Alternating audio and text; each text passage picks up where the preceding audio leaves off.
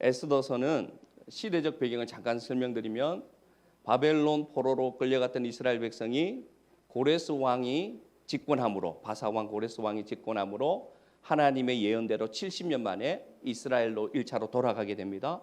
1차로 돌아간 그 이스라엘 백성들의 대표가 예수와 그리고 스룹바벨, 돌아가서 무너진 성전을 짓고 있습니다. 그 과정 가운데 2차 귀환이 에스라를 통해서 또 있는데요. 그 사이 시대에 있었던 일이, 그리고 그 사이의 시대에 어느 땅에 바사 왕이 다스리는, 지금 페르시아입니다. 페르시아라고 부릅니다.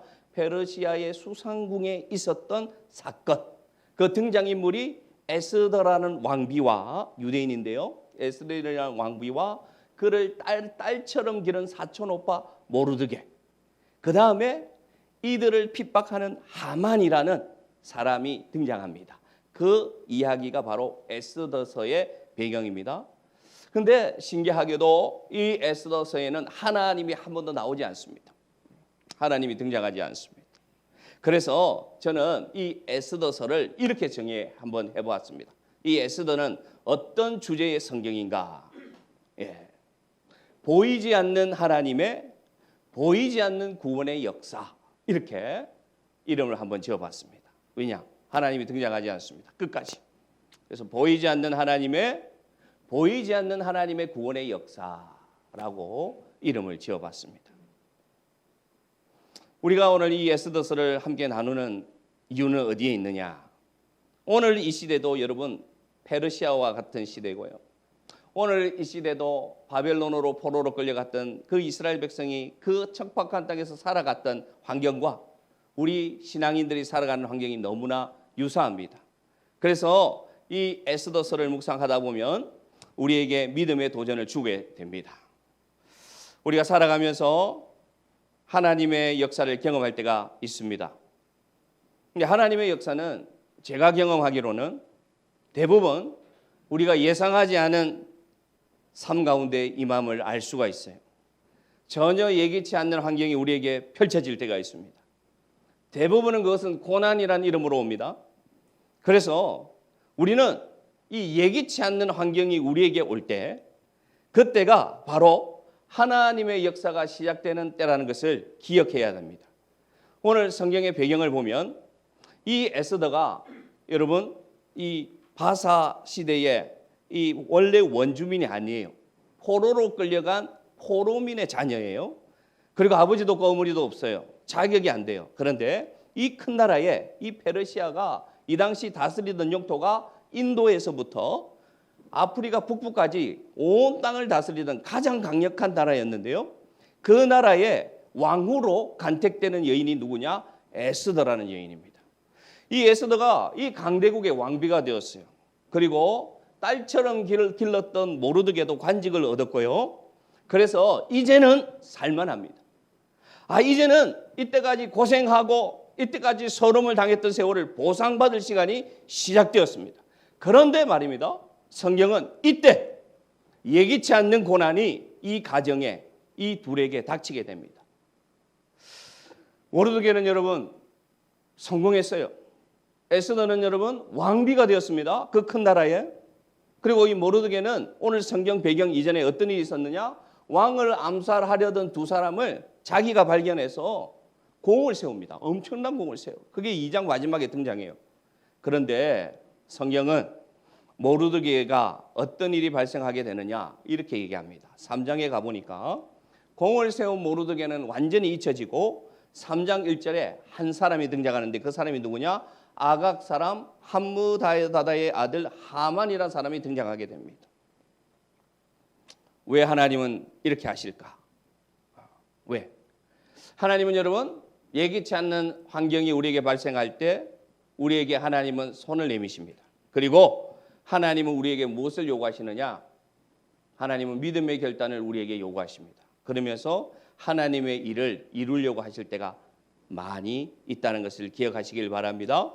자, 이제 이 하만을 설명해 주겠습니다. 이 아각 사람의 하만 이렇게 설명하고 있는데요.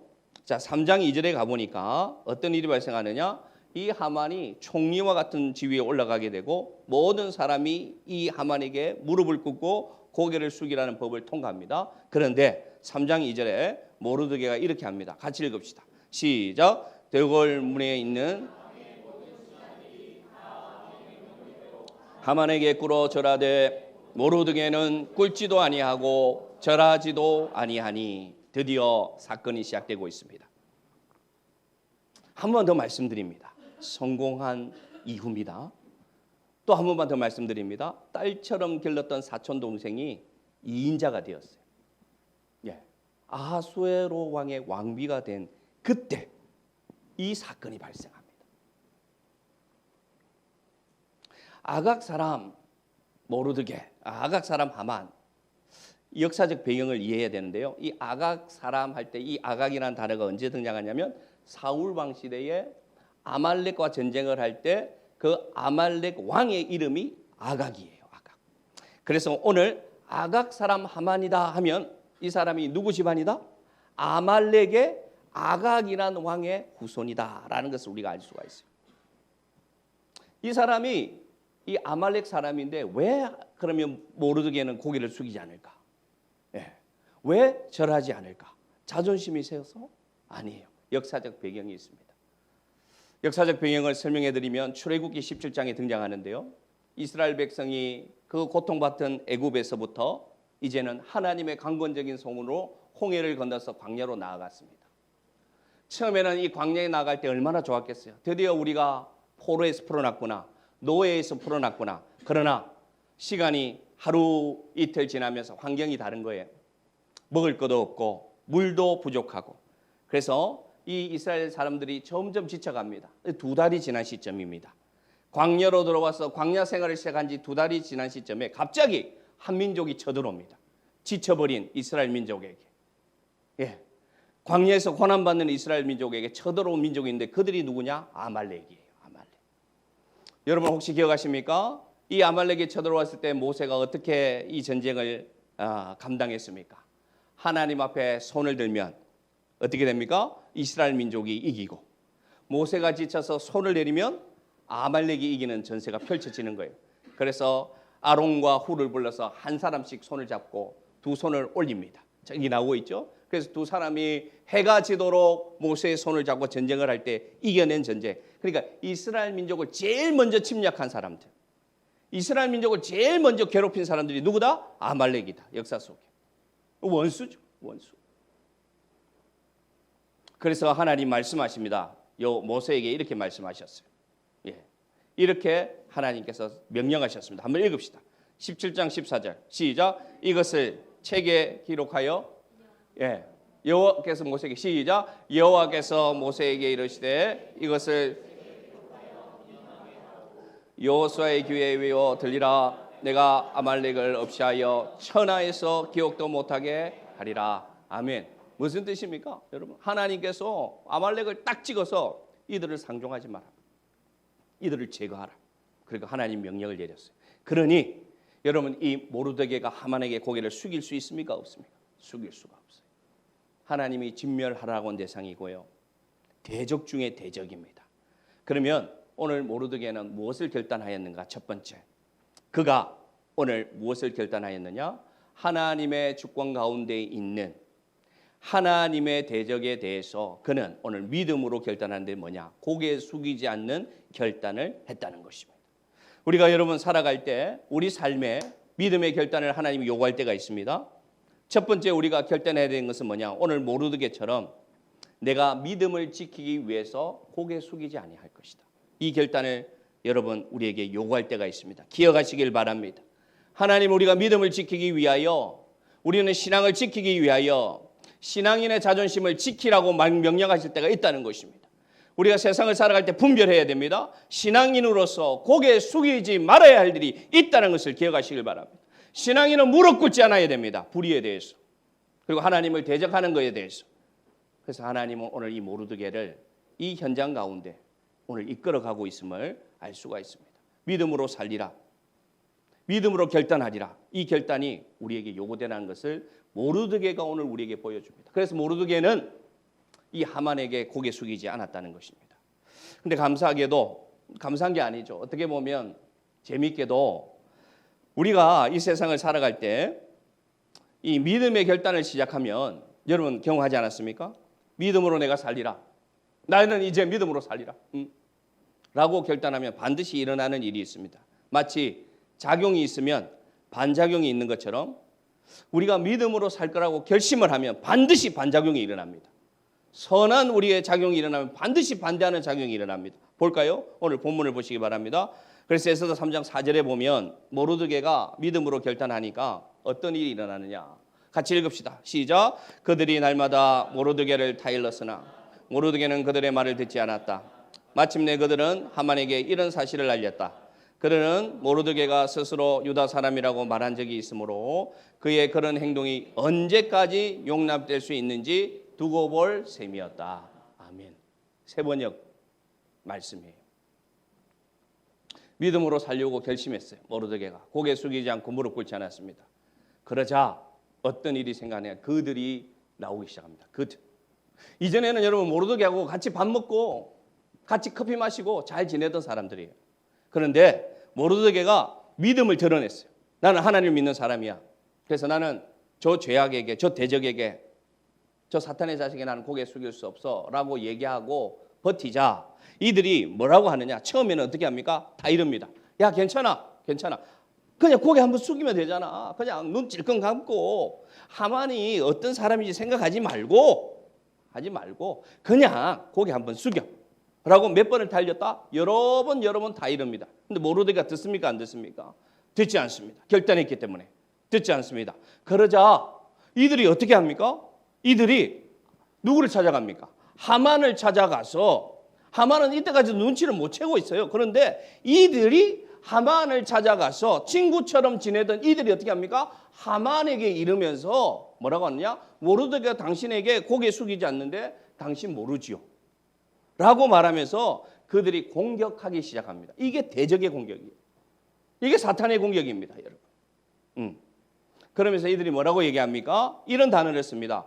언제까지 계속하는가 한번 보자. 예. 네가 언제까지 타협하지 않는지 한번 보자. 네가 언제까지 믿음으로 사는지 한번 보자. 누가 하는 말이라고요? 마귀가 하는 말이에요. 우리가 믿음으로 살려고 하면 마귀는 여러분 반드시 역사합니다. 믿음으로 결단하고 하나님 앞에 바로 살려고 하면 반드시 역사하는데 누구를 통하여? 주위의 사람을 통해서.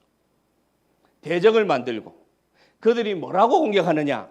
네가 언제까지 가는지 보자. 네가 기도를 시작했다고? 네 기도가 언제까지 가는지 보자. 네가 말씀 묵상을 시작했다고? 네 말씀 묵상이 언제까지 가는지 보자. 누가? 사탄은. 누구를 통해서? 가까운 사람을 통해서. 그래서 넘어뜨리려고 해요. 반드시 이 현상이 우리에게 발생합니다. 그러자 이 하만이 어떻게 합니까? 이 하만이 완악한 수단을 사용합니다. 자신의 권력을 이용해서 법을 만들어서 아하수에로 왕을 찾아가서 이렇게 얘기합니다. 유대인들이 가지고 있는 율법은 우리나라의 법과 굉장히 달라서 왕에게 도움이 되지 않습니다. 왕에게 유익이 되지 않습니다. 그러니 유대인들을 다 쓸어버리는 법을 정하십시오. 그렇게 보고합니다. 그렇게 건의합니다. 그러면서 이 하만이 얼마나 악하냐면요. 어떤 단서를 다냐면 야 유대인을 다 쓸어버리면 유대인들이 내는 세금을 어떻게 감당해? 라고 이 아하수의 왕이 고민하자 이 하만이 뭐라고 얘기하느냐. 왕이시여 그 세금 제가 다 감당해 주겠습니다. 제가 가지고 있는 은 1만 달란트를 국고로 기속하겠습니다. 그러니 걱정하지 마시고 왕에게 도움이 되지 않는 저들을 다 죽이도록 합시다. 이렇게 얘기합니다. 에스더 3장 13절에 이렇게 얘기해요. 예. 자, 누가 잘못했습니까? 누가 하만의 눈에 벗어났습니까? 모르드게 한 사람이죠. 그런데 하만은 어떻게 공격합니까? 모든 유대인들을 다 썰어버리자 라고 마음에 공격하게 됩니다. 이렇게 결정하게 됩니다. 굉장히 완악하고 치밀하죠. 악은 그렇습니다. 자, 여기까지 갔습니다. 자, 믿음의 결단은 무엇을 일으키느냐? 반작용을 일어나는데 반드시 대적의 공격이 우리 삶에 있게 합니다. 이때도 모르드게는 돌아가지 않습니다. 자, 이 법이 발표되자 오늘 읽은 본문이 3장입니다. 4장입니다. 이 본문이 이제 이 법이 발표되자 모르드게가 어떻게 하느냐? 4장 1절 가봅시다. 자, 4장 1절에 가보면 이제 모르드게가 하는 믿음의 결단 2단계를 볼 수가 있습니다. 자, 2단계 시작. 모르드게가 이 모든 일을 알고 성중에 나가서 대성통곡하며, 이 법이 반포되었다는 소식을 듣고 모르드게가 제일 처음 한 일이 뭐냐? 오늘 여러분 본문 속에 보시기 바랍니다. 이 모든 일을 알고 하만을 찾아갔습니까? 아니요. 이 모든 것을 알고 자기의 그 사촌 동생 에스더를 찾아갔습니까? 아니요. 이 모르드게가 이 소식을 듣고 제일 먼저 한 일이 뭐냐? 자, 색깔이 다른 글자를 보시기 바랍니다. 무엇을 찢었더라? 자기의 옷을 찢었더라. 아니, 하만이 이 법을 반포한 것과 모르드게가 자기의 옷을 찢는 게 무슨 상관이 있습니까? 성경에 왜 이게 기록되어 있느냐? 무엇을 말하느냐? 여러분, 믿음의 결단이 우리가 믿음으로 살고자 할 때 첫 번째 결단은 마음의 결단입니다. 마음의 결단. 내가 믿음으로 살리라. 오늘 모르드게처럼 고개 숙이지 아니하리라. 이제 나는 무릎 꿇지 아니하라. 이 믿음의 결단이 마음의 결단이 1단계면 그 다음 우리에게 요구하시는 하나님의 결단은 뭐냐? 내려놓는 결단을 요구하십니다. 아멘 하시기 바랍니다. 하나님은 여러분 우리에게 여러분 환경을 갑자기 변화시킬 때 결단을 요구하시는데 믿음의 결단 이후에 뭘 요구하시느냐? 자기 옷을 찢는 결단을 요구하십니다. 이 옷이 어떤 옷입니까, 여러분? 모르드게가 입고 있는 옷이 어떤 옷입니까? 성공한 옷이에요. 관직의 옷이에요, 여러분. 그 당시 페르시아라고 하면 여러분 300영화 보셨습니까? 300영화 있죠. 그 영화에 나오는 왕 있죠. 왜 굉장히 악한 왕 있잖아요. 그 왕이 누구다? 아하수에로 왕이에요. 그대로 등장해요. 아주 잔인하고 완악한 왕입니다. 그런데 모르드게가 제일 먼저 한 일은 뭐냐? 그 거대한 왕국의 그 막강한 왕국의 관직의 옷을 찢어버립니다. 왜냐? 믿음을 지키기 위해서, 하나님에 대한 의리를 지키기 위해서, 신앙을 지키기 위해서 뭘 하느냐? 자기의 옷을 찢는 결단을 하게 된다는 것이죠. 어떻게 얻은 관직입니까? 어떻게 올라간 자리입니까? 사랑하는 성도 여러분, 여러분이 믿음의 결단을 하고 나아갈 때 하나님은 우리에게 두 번째로 뭘 요구하시느냐? 여러분이 믿고 의지하고 안정되게 여기는 것을 찢으라고 할 때가 있다는 것을 기억하시길 바랍니다. 그것이, 아멘을 크게 하시기 바랍니다. 힘있게. 그것이 여러분이 믿음을 지켜나가기에 방해가 된다. 내가 이 자리에 있어서는 도저히 하나님을 믿을 수 없다라고 생각이 들면 과감하게 어떻게 하라? 그 자리에서 벗어나라. 할렐루야. 찢어버리시기 바랍니다. 찢고 나서 오늘 모르드게가 무엇을 입습니까? 베옷을 입어요. 베옷은 언제 입는 옷입니까? 상을 당했을 때. 상복을 입어요. 관직의 옷을 찢고 자기가 입은 옷은 뭐냐? 상복을 입어요. 그건 무슨 의미냐? 하나님! 나는 이제 죽었습니다. 하나님! 이전에 나는 이제 죽습니다. 하나님! 나를 살려주십시오. 라는 다짐이 뭐냐? 오늘 이 모르드게가 한 결단임을 기억하시기를 바랍니다. 나는 이제 죽었습니다. 하나님만이 나를 살릴 수 있습니다. 라고 고백하는 그 고백을 하나님은 귀하게 보실 줄로 믿습니다. 우리가 여러분 신앙생활을 할 때 제가 안타까운 것은 뭐냐? 제가 볼 때는 그 옷을 찢어야 되는데 끝까지 다시 기워 입는 사람들이 있어요. 또 다시 세탁해서 다시 입어요. 아니 그 옷을 벗고 그 옷을 찢어야 하나님이 원하시는 축복의 길로, 하나님이 이끄시는 길로 갈 수 있는데 그거 뭐라고 끝까지 붙잡고 있습니다. 그 옷을 끝까지. 명품도 아닌데. 그러니까 하나님의 역사가 일어나지 않습니다.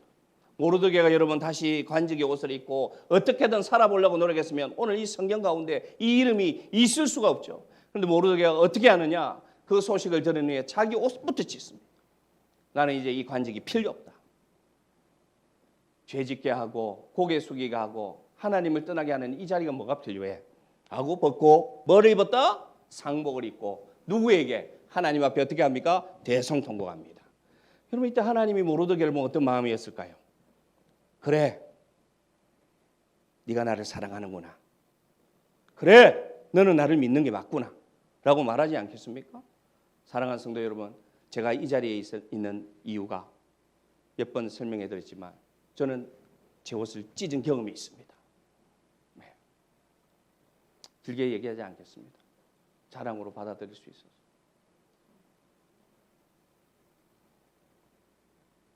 제주도 와서도 우리는 옷을 찢었습니다. 하나은행이라는 옷을 찢었습니다. 그 옷을 찢을 때는 아들이 대학을 이제 들어가야 될 때였어요. 인간적인 계획이면 그냥 버티면 됩니다, 여러분. 그냥 버티면 월급 잘 나오고, 그냥 버티면 학비 다 나오고. 근데 그것이 믿음의 길을 걸어가는 우리에게 방해가 된다는 게 우리에게 부딪혀 오니까 찢어버렸습니다. 자랑이 아니다. 하나님은 그렇게 우리에게 요구하실 때가 있습니다. 오늘 이 말씀을 듣는 가운데 여전히 붙들고 있는 자기의 옷이 있다면 믿음을 지키며 나아가는 것이에요. 하나님께 더 가까이 가게 하는 것이 하나님의 부르심에 방해되는 옷이 있다면 여러분 찢어도 됩니다. 아멘 하시기 바랍니다. 과감하게 찢어버리십시오. 그리고 여러분 배옷을 입고 누구에게? 하나님 앞에 우시기 바랍니다. 놀라운 역사가 일어납니다. 딱 한마디만 하겠습니다. 우리 가정의 재정이 은행 다닐 때보다 더 낫습니다. 자세하게 설명하지 않겠습니다. 기적입니다. 우리 가정의 재정이 은행 다닐 때보다 더 낫습니다. 왜냐? 저는 모르겠어요. 그런데 지금 우리가 계산해 보면 그렇습니다. 그게 하나님의 역사라는 것을 언젠가는 여러분에게 간증할 날이 올 줄로 믿습니다.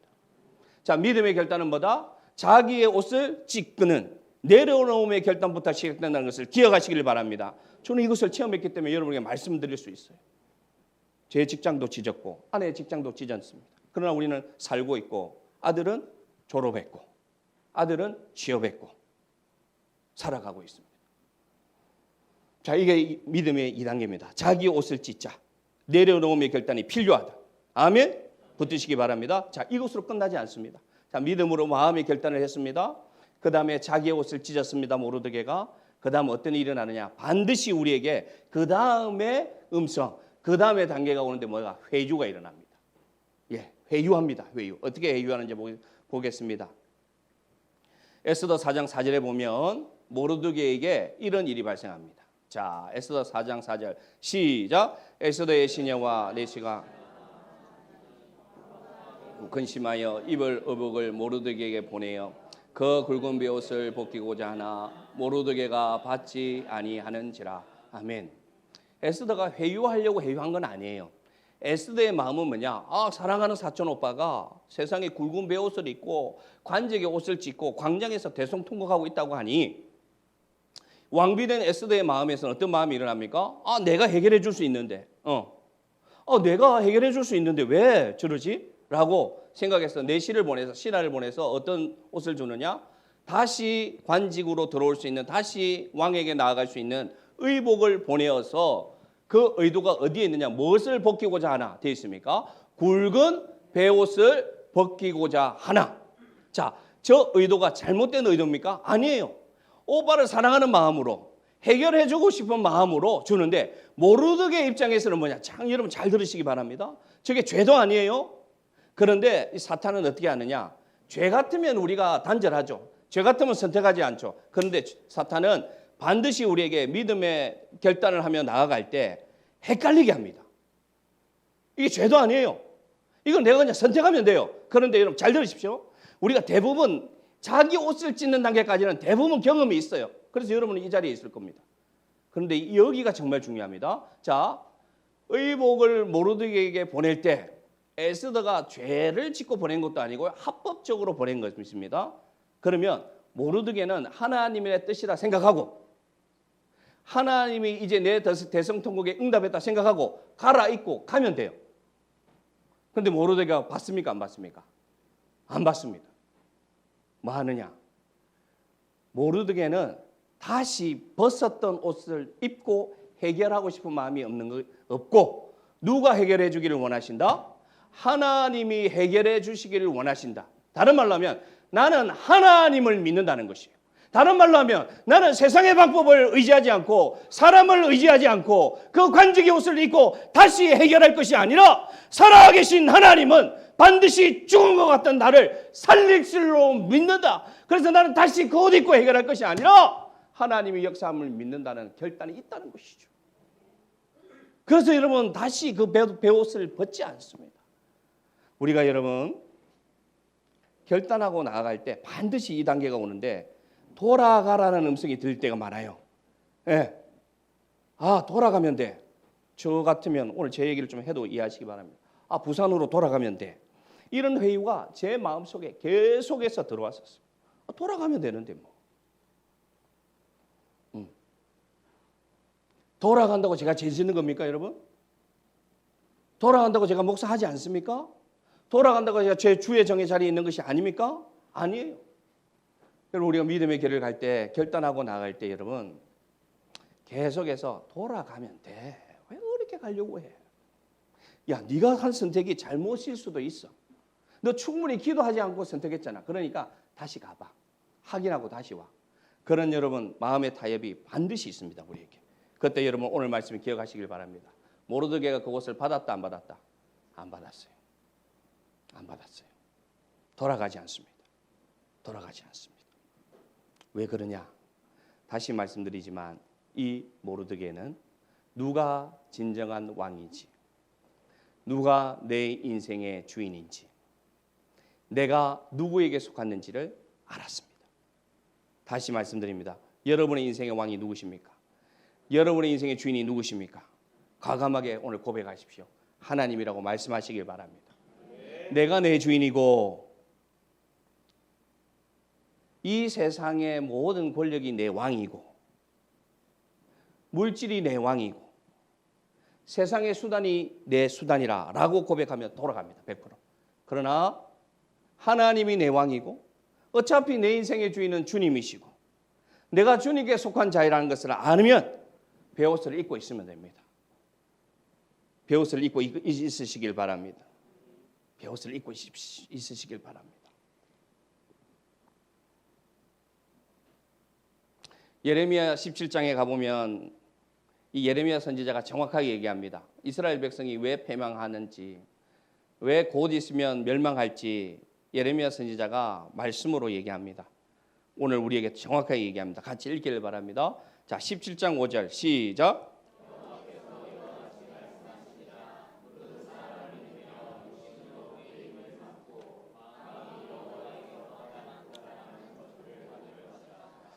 그는 사막의 떨기나무 같아서 좋은 일이 오는 것을 보지 못하고 광야 건조한 곳, 건건한 땅, 사람이 살지 않는 땅에 살리라.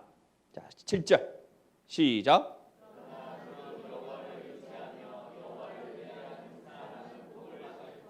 8절 같이 읽읍시다. 그는 물가에 심어진 나무가 그 뿌리를 강변에 뻗치고 더위가 올지라도 두려워하지 아니하며 그 잎이 청청하며 가무는 해에도 걱정이 없고 결실이 그치지 아니함 같으리라. 아멘.